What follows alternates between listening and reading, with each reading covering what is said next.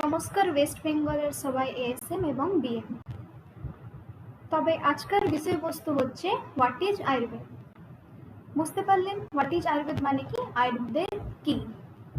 তো এবারে আমি একটু আমার বিষয়ে বলে নিই। আমার নাম হচ্ছে ডক্টর চৈতালি রয়। এবারে আপনাদেরকে অনুরোধ, একটু ক্লাসটা করার সময় আপনাদের সঙ্গে একটা হোয়াইট নোটবুক, যাতে কি আমরা যা যা বুঝবো কি পড়বো ওটা আমরা লিখে রাখবো। ওর সাথে একটা রেড এবং ব্লু পেন সাথে রাখবেন। তো এবারে আমরা আমাদের বিষয়বস্তু উপর একটু আলোচনা করি। ঠিক আছে, বুঝতে পারলেন? এবার একটু আমরা আরম্ভ করি।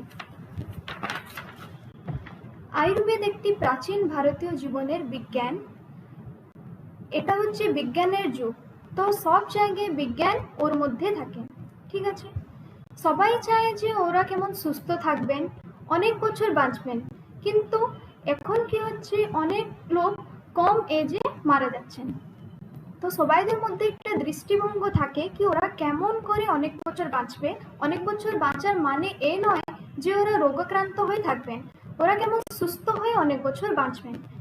তবে তবে কি করা যায় না, সুস্থতার জন্য সবাইদের একটা দৃষ্টিভঙ্গি গ্রহণ করে। তো এর মধ্যে আমরা কি রাখবো না, এটাই আমরা কেমন প্রাকৃতিক ভাবে আমরা আমাদেরকে সুস্থ রাখবো, তাই এখানে একটু আমরা দেখব। ঠিক আছে, বুঝতে পারলেন? তো এবারে কি,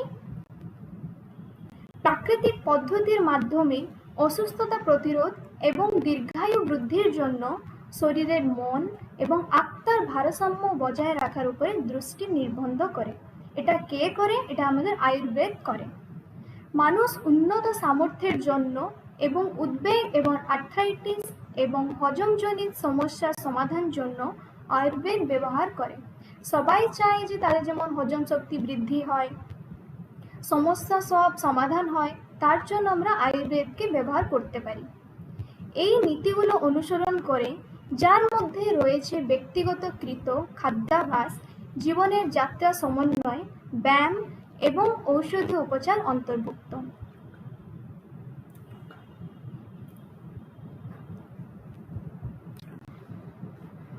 এবারে আমরা একটু নজর দিই প্র্যাকটিক্যাল সিট ওপরে। যোনখানে কি এটা একটা ডেমো, যাতে আমরা কি করব, একটা রুলিং কপি নিব, ওতে একটা সিরিয়াল নাম্বার দেব, ওর পরে নেম অফ দ্য পেশেন্ট দেব, ওর পরে আমরা নেব নেম অফ দ্য ডিজিজ, ওর পরে আমরা পেশেন্টের এজ লিখব, ওর পরে ওর কন্ট্যাক্ট নাম্বার, ওর পরে full address of patient. Address কেন রাখবো না, ওদের সঙ্গে কন্ট্যাক্ট করার জন্য, কি কোনো অসুবিধার সমস্যা দূর করার জন্য। এবার একটা এক্সাম্পল নিয়ে দেখাই। ফার্স্ট সিরিয়াল নাম্বার 1 দিলেন, নেম অফ দ্য পেশেন্ট লিখবেন যেমন Rashmirekha Mishra. Then name of the disease লিখবেন arthritis and blood pressure in diabetic. Then ওর পেশেন্টের এজ লিখবেন যেমন এখানে লেখা আছে 72। দেন ওর কন্ট্যাক্ট নাম্বার, দেন ওর ফুল অ্যাড্রেস। নমস্কার, আজকের জন্য এটুকু। নেক্সট ক্লাস আমাদের ফ্রাইডে হবে। তো আমি সবাইদেরকে আশা করি সবাই অ্যাটেন্ড করবে।